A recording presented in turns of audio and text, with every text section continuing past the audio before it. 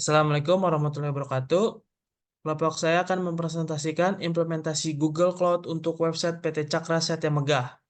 Nah, sebelum itu perkenalkan, kelompok kami terdiri dari saya Muhammad Jidan Pidian dan juga Gina Sonia Amara. Nah, di dalam presentasi ini terdapat latar belakang, rumusan masalah, tujuan proyek, manfaat, rancangan arsitektur, spesifikasi teknis, dan estimasi kebutuhan biaya. Latar belakang. Latar belakang, PT Cakra Satya Megah merupakan perusahaan yang bergerak di bidang jasa alih daya pekerja maupun pekerja yang bersifat pendukung. Kami memahami pada era bisnis saat ini, perusahaan atau organisasi membutuhkan perbaikan secara terus-menerus untuk dapat bersaing di pasar nasional ataupun global. Karenanya, kami hadir sebagai perusahaan penyedia jasa tenaga kerja untuk menunjang keperluan perusahaan Anda.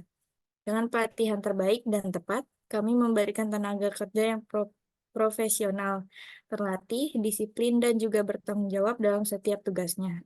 Kami percaya bahwa orang-orang berintegritas akan memberikan dedikasi dan dalam menjalani pekerjaan. Dan kami PT Cakra Satya Megah siap memenuhi setiap kebutuhan Anda dalam perusahaan. Next.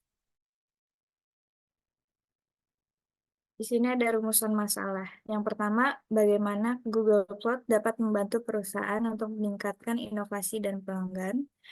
Yang kedua, apa saja kelebihan dan kekurangan menggunakan Google Cloud sebagai infrastruktur website PT Cakra Satya Megah dan bagaimana mengoptimalkan penggunaannya.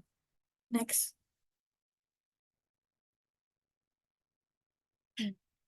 Lalu berikutnya ada tujuan proyek. Yang pertama untuk meningkatkan profitabilitas perusahaan. Yang kedua, meningkatkan kompetitivitas perusahaan. Next. Lalu berikutnya ada manfaat. Yang pertama ada peningkatan profitabilitas perusahaan. Yang kedua, peningkatan kompetitivitas perusahaan. Nah, selanjutnya ada infrastruktur. Infrastruktur yang pertama itu ada Compute Engine. Compute Engine itu digunakan untuk menjalankan server web dan aplikasi web. Kemudian ada Cloud Storage. Cloud Storage itu untuk menyimpan file websitenya, gambar, dan data lainnya.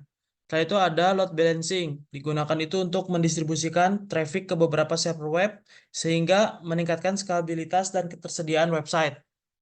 Nah, kemudian ada Content Delivery Network atau CDN. Ini tuh untuk mendistribusikan konten website ke lokasi geografis yang berbeda sehingga meningkatkan kecepatan loading website untuk pengguna di seluruh dunia. Kemudian ada Cloud SQL. Cloud SQL ini untuk menyimpan database website dan yang terakhir ada Cloud DNS yaitu untuk mengelola nama domain website ini.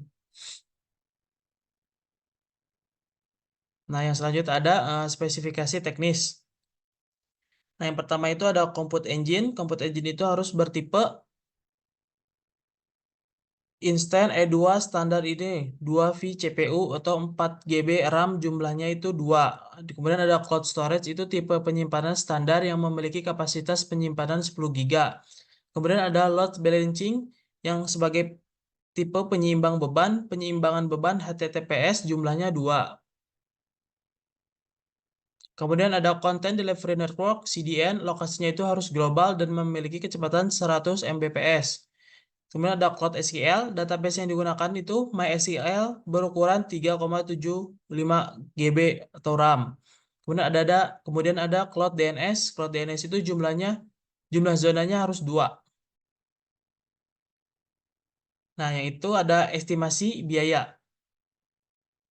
Estimasi biaya Compute Engine itu 100 sampai $500 per bulan atau 1.618 sampai 8 juta per bulan.